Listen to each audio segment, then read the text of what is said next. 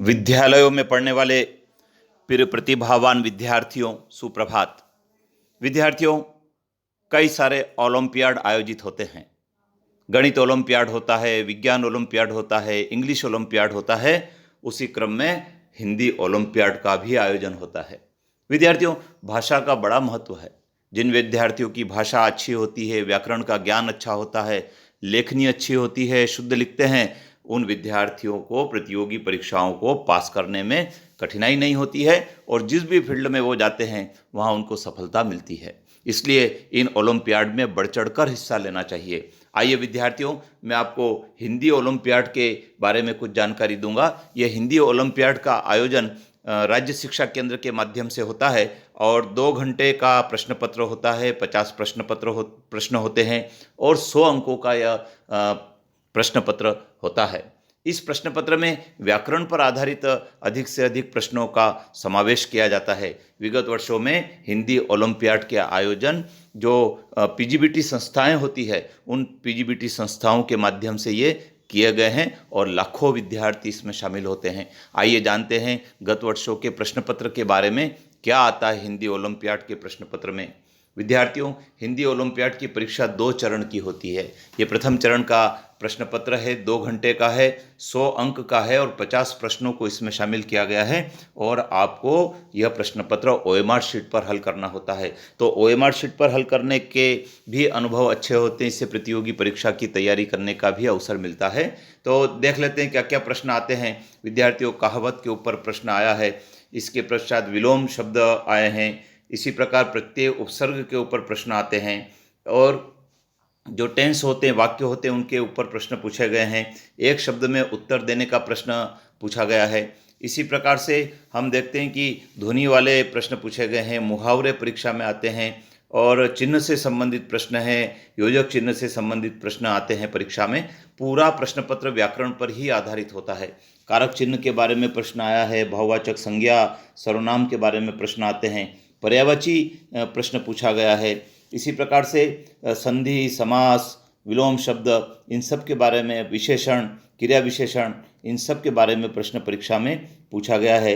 आप देख रहे हैं। इसी प्रकार से महत्वपूर्ण नारे किसने दिए हैं, रस, उनके स्थायी भाव, इसके ऊपर भी परीक्षा में प्रश्न पूछा जाता है। इसी प्रकार से इस परीक्षा में अनेकार्थी शब्द के बारे में, तद्भव शब्द के बारे में, तस्तम शब्द के बारे में, वर्तनी संबंधी त्रुटि, छंद की रचना के बारे में प्रश्न, अलंकार, क्रिया विशेषण, बहुवचन शब्द, स्त्रीलिंग पुल्लिंग के संबंध में, तस्तम शब्द के प्रश्न भी पूछे गए हैं। इसी प्रकार से एक अनुच्छेद दिया और अनुच्छेद को समझकर आपको उनके उत्तरों को ढूंढना है। तो कुल मिला के ये कहा जाए कि जो विद्यार्थी हिंदी ओलंपियाड की परीक्षा में बैठते हैं, उन विद्यार्थियों को अपने व्याकरण की अच्छी तैयारी रखना है और व्याकरण की जब आप अच्छी तैयारी रखेंगे तो आपको परीक्षा पास करने में सुविधा होगी। आइए जान लेते हैं कुछ प्रश्नों के बारे में। दूध का दूध, पानी का पानी, कहावत का क्या अर्थ है। आयोग वहाँ वर्ण है, 4 विकल्प दिए हैं, इसमें से आपको चयन करना है। पतन का विलोम आपको ढूंढना है। प्रत्यय युक्त शब्द कौन सा है। रेलगाड़ी भोपाल पहुंच गई किस वाक्य का उदाहरण है। यह काम उसने ही किया, वाक्य में ही शब्द है, क्या है ही शब्द, किस बात का सूचक है। इसी प्रकार से मुहावरे के भी प्रश्न हैं। नाक में दम करना मुहावरे का क्या अर्थ है।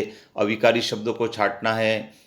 योजक चिन्ह किन शब्दों के मध्य में प्रयुक्त होता है।